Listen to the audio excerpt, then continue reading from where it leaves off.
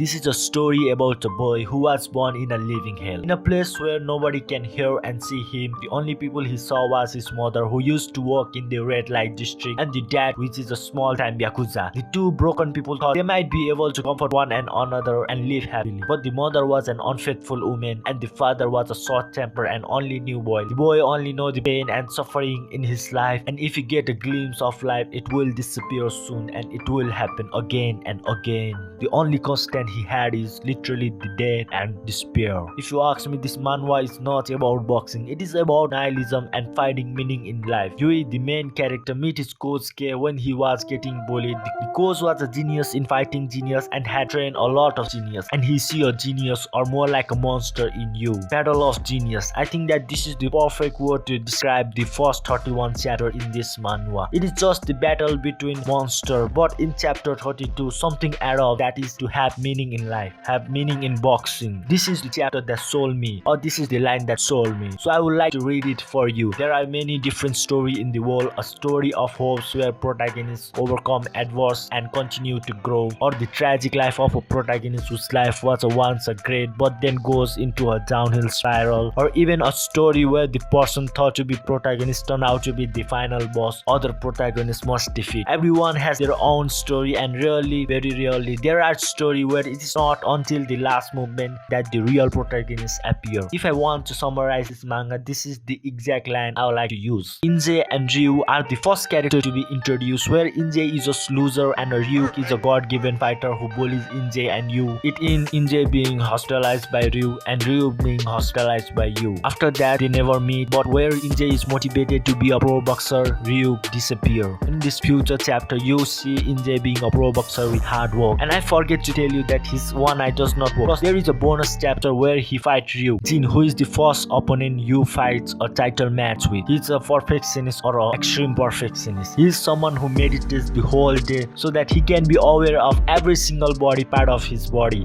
and takes an hour to deliver a jab because he wants to perfect in a level that no one has ever done. But the most interesting part was his ideal self was Yu, the main character. Yu has spent years in a basement that makes him aware of every single part of his body, that he lives in a different dimension than an average boxer. Like I said, every character has a backstory which I love. He has an interesting story, a story he was saved by his coach daughter and become a jack. The end of the story is wholesome. You will like it. Takeda Yuto is an example of hard work beat talent when talent does not work. He does not win as in Sui, but his backstory is simply that he is a talentless fellow but a stereotypical nice guy who helps the weak in an action story. His classmate Yamaguchi was born on the battlefield of life. He was bullied by a thought which Yuta wanted to show Yamaguchi that he can change, which lead him to fighting with the strongest boxer in his area, who is gifted in boxing. He was defeated in a second, but like I said, it is a story about a talentless fighter who only know one thing, and that is hard work. But what sold me was a philosophical line from the author. While still others must go through a life like a battlefield, there are people who are born in the battlefield, which describe Yamaguchi life. When you are reading all the philosophical line kinda off at in the end, so notice that. And about Yamaguchi, he has taken a step to change and open a shop. Coach K, the person who finds genius in terms of Yui, the person who finds a monster. Do our hunger and a manipulative psychopath where he wants to see a fight with a monster. That's why he trained Yui to fight Aaron Tai. Former student. He's a typical nice guy. There are lots of characters who has a nice backstory, but these are the backstory that I like more. The Coach K has kind of sad and crazy story alongside with Aaron Tai. The final battle is between Yu and Jay. The arc is known as The Boy with No Name, which tells about the backstory of Yui and about the nihilism and finding meaning in life. The author Jong Jin Hong aka Jia, where this manhwa is about Yui, but everybody has their own story and everybody is a protagonist of their story. But I have a complaint. We knew nothing is perfect. I mean, the author did not put a backstory of Jay, who is the final opponent of the main character. The author put some of it like he's an orphan, but there is no reason why he fight, why he box, why he saved the MC because he pity him, or he is just a nice guy who save people like a superhero in a cartoon, or he is someone who can relate to you, who was put in a living hell before he was in the orphan, or just to fulfill his promise he made when he met Yui when he was But why did not he bring him to the orphanage? Why did not he save him back? There are a lot of questions which are unanswered due to the lack of answer of. I feel that he was just there to save you, the main character, nothing more and nothing less, just to end the story. I want the author to build a story of Jay which gives more meaning to his existence in the story. story. This is one of my favorite manhwa that I have read until now, especially the battle between nihilism and finding meaning in life.